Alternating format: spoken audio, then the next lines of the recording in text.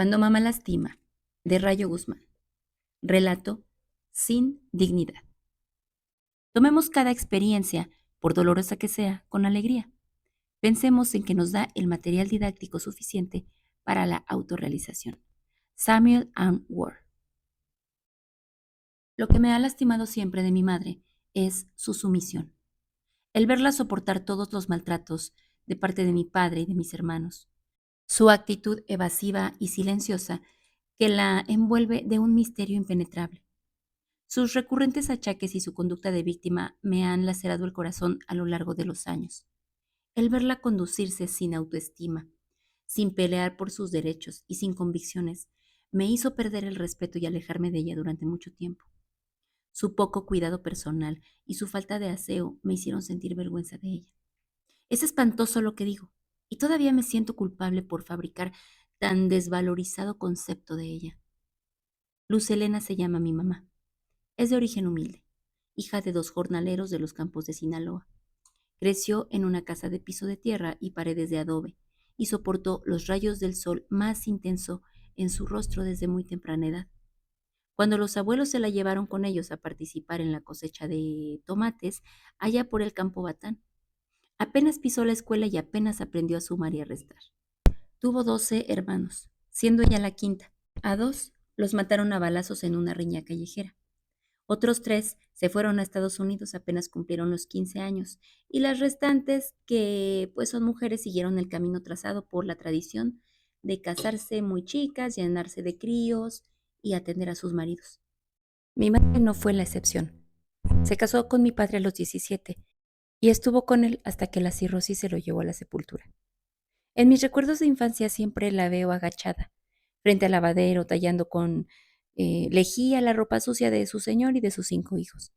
Otras veces la recuerdo sentada al atardecer en su mecedora de madera, tejiendo carpetas de hilo cristal que después regalaba a sus comadres y a sus vecinas, sin más aspiración que el de cuidar a su hombre, porque siempre supo ser mejor esposa que madre. Se le daba más soportar los gritos y los malos tratos de mi padre que los gritos de mis hermanos pidiendo comida. A nosotros nos entregó a la venia divina. Aprendimos a cuidarnos solos desde muy pequeños. Para ella, lo más importante era no hacer enojar a mi padre y tenerlo contento.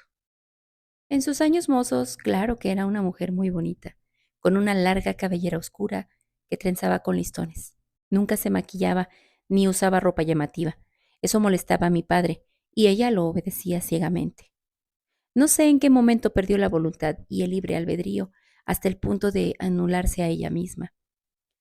Entrenó a sus hijos para rendirle pleitesía al señor de la casa y, ante la menor manifestación de rebeldía por nuestra parte, se echaba a llorar y nos suplicaba que no la fuéramos a matar de un coraje. Yo crecí con un miedo real de pensar que podía matar a mi mamá de un susto. Siempre tuve miedo de hacerle daño. La fragilidad de su cuerpo, de su mirada, de su carácter, nos instruyó en el arte de sobreprotegerla y cuidar cada uno de nuestras acciones para no lastimarla. A sus hijos no les estaba permitido dañarla, pero a mi padre le permitía todo. Eustaquio se llamaba mi papá, y era un campesino dicharachero y bailador. Lo conocían como Taco, y tenía fama de mujeriego. Era la adoración de mi mamá, a quien no le importaba nada, solamente estaba enfocada en complacerlo. Fuimos 5 hijos, 3 mujeres y 2 hombres nacidos en ese orden. Primero llegó Epigmenia, la mayor, después Eduviges y enseguida yo. Me llamo Mireya. 2 años después de mí, pues nació Eustaquio y por último Carlos. Es el más chiquito de la casa, ¿no? Está por demás decir que hubo un tipo de educación para las mujeres y otro muy diferente para los hombres. A nosotros nos correspondía colaborar en todas las labores del hogar, mientras que a ellos se les permitía salir a la calle desde que amanecía. Con el paso del tiempo, mi padre compró unas parcelas y construyó una finca de tabique con paredes azules, y la situación económica realmente empezó a mejorar. Seguíamos siendo pobres, pero bueno, ya no éramos miserables. A las niñas nos dejaron ir a la escuela hasta sexto grado de primaria. Después, mi padre le decía a mi mamá que ya era hora de dejar de perder el tiempo y nos regresara a la casa para ayudar con los quehaceres. Aprendimos a hacer queso de leche de cabra y pan de mujer, al que le llamaban así porque no tenía huevos. Los domingos a la orilla de la carretera nos mandaban con mi hermano Eustaquio a vender los productos y regresábamos ya por la tarde, pues asoleados y bien sudorosos, para seguir ayudando a mi mamá a preparar la cena. A veces preparábamos pan de trigo, cebada y mole, y nos quedábamos esperando durante horas la llegada de mi papá para poder comer. No podíamos empezar a probar los sagrados alimentos en su ausencia, hasta que el sol se escondía. Entonces mi mamá se daba por vencida y nos permitía echarnos un taco. Entrada la noche, escuchábamos llegar a mi papá más borracho que una cuba. Mi madre nos ordenaba quedarnos en nuestras habitaciones. Ella se levantaba a esas horas a calentarle la cena, a soportar sus insultos, a oler su hediondez y a veces hasta a limpiar sus vómitos. A la mañana siguiente la escuchábamos desde temprano caminar por la cocina, preparando chilaquiles picosos y una jarra de café para que su hombre se repusiera de la cruda. Todo esto siempre me pareció indigno y desde muy temprana edad he saboreado el odio, el resentimiento, la furia y la vergüenza. Me hacían sentir que tenía una madre sin dignidad. Cuando le preguntaba a mi madre por qué permitía semejante trato de parte de mi papá, ella se ponía seria y en tono imperativo me decía, es mi esposo y tú no eres nadie para juzgar a tu padre. Es su forma de quererme. Además, no nos hace falta nada. Nos tiene muy bien atendidos. Se me hace indigna su respuesta y el coraje me cosía las entrañas. Tenía que quedarme muda, tragarme mis palabras y evitar hacer enojar a mi mamá. Ella siempre ha dicho que esa fue su cruz y que había que cargarla con resignación. Yo nunca me resigné a ser como ella. Jamás me imaginé siguiendo su ejemplo. Desde siempre he deseado superarme, salir de ese hoyo y mejorarme en todos los sentidos. Eso no está permitido, y tuve que escaparme de la casa cuando cumplí los 18. Para ese entonces ya Pigmenia, mi hermana mayor, estaba casada y vivía en un rancho vecino, y Eduviges pues andaba noviando. Eustaquio y Carlos andaban en sus asuntos, aprendiendo a beber como mi papá y conquistando muchachas en los campos de pepino. Se hicieron igual de groseros con mi mamá. Y ahora las humillaciones que soportaba venían de tres, no solamente de uno. Metí un par de vestidos en una vieja bolsa de cuero, mi cepillo de dientes y el del cabello, un desodorante y un par de zapatos, 3 calzones y un brasier. Fue todo con lo que salí esa mañana de mayo, buscando un futuro diferente, un destino distinto. Muchas veces le pedía a mi madre que me dejara ir a estudiar a la ciudad y nunca me lo permitió.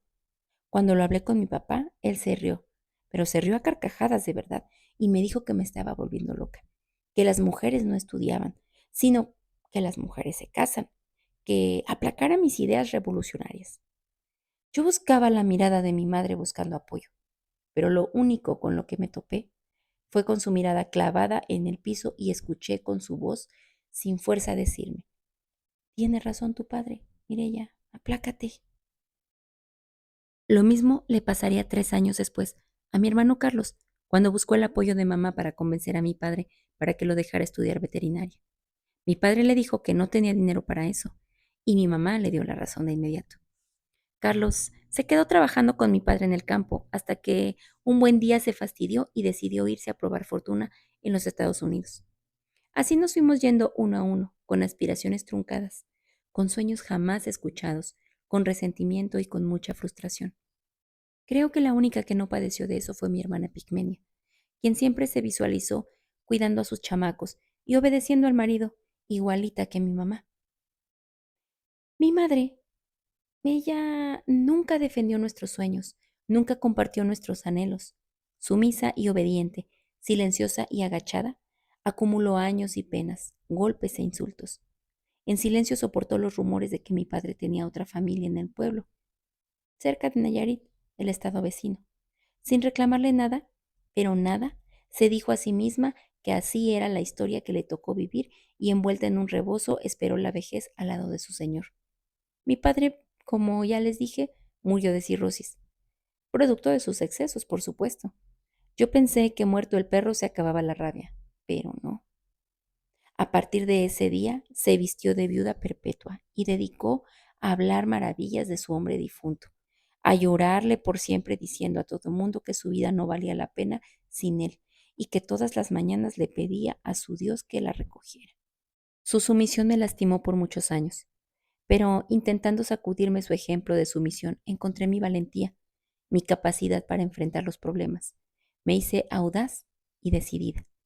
Quería sacar su ejemplo de mi piel, de mis ideas, olvidarme de sus pocas ganas de amar la vida. Llegué a Tepic, la capital del estado vecino. Me conseguí un cuarto y un trabajo de cocinera. Me metí a la escuela sabatina y desafié a la adversidad. Me convertí en una guerrera, con el corazón dolido y una armadura fabricada con rencores que me protegió de mi pasado. No ha existido golpe que no resista ni caída de la que no me pueda levantar. Mi madre se quedó sola en la casa del campo, regando sus parcelas y vendiendo pan de mujer los domingos. Se llenó de arrugas y siguió coleccionando achaques, porque si no está enferma, está triste, y si no está triste, está deprimida. Cada vez que la visitamos, su discurso es el mismo, melancólico y quejumbroso. Sigue igual de silenciosa, de misteriosa, ocultando lo que piensa. Ni los nietos la han cambiado. Tiene un nieto preferido, que es el hijo mayor de mi hermana Pigmenia. Dicen que es la reencarnación de mi padre, imagínate, que son el vivo retrato. Mis hermanos se sienten dolidos por el trato tan diferente que les da a los nietos. Pero así es ella, Luz Helena, la viuda del taco. Así la entrenó la abuela y la bisabuela la abuela y cada una de las mujeres de su pasado. Ser una buena mujer era ser una esposa sumisa, sin aspiraciones ni ideas propias, sin deseos ni motivaciones extrañas. Dice mi hermano Carlos que a mí me tocó romper con esa cadena, truncar esa herencia de sumisión. He logrado ser una profesionista. Me titulé como licenciada en Relaciones Internacionales. Trabajo para una empresa transnacional que exporta hortalizas a Estados Unidos. Me casé hace 3 años con Rafael. Él es un ingeniero que conocí en una reunión de negocios. 2 años después de enviudar, se apareció una mujer en la casa de mi madre para presentarle los 2 hijos que tuvo con mi papá. No iba en son de guerra ni a reclamar nada, solo quería que sus hijos conocieran a sus medios hermanos.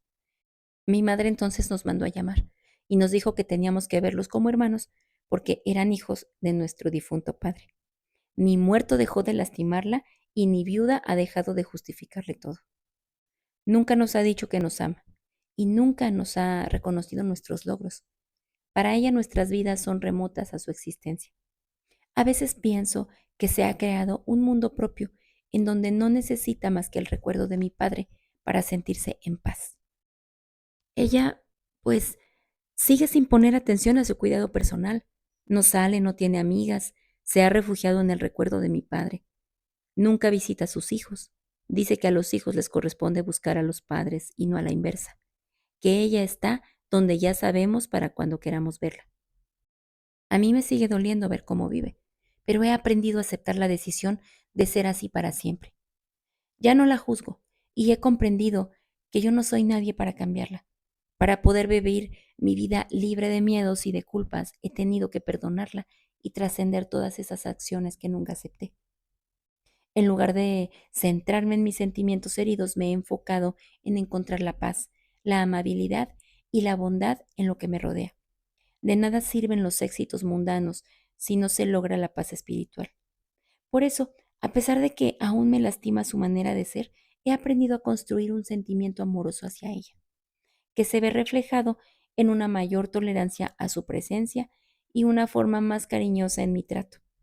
La visito de vez en cuando y a pesar de sentir que somos como agua y aceite y de que no tenemos casi nada de qué hablar, me he acercado en un intento de poner paz en mis demonios. Quiero formar una familia, procrear unos hijos y heredarles sentimientos sanos, bonitos, que crezcan al lado de una madre con aspiraciones y con dignidad, que lucha por sus anhelos y aprende de sus errores. He elegido a un hombre que me respeta, que es mi compañero y estimula mis sueños.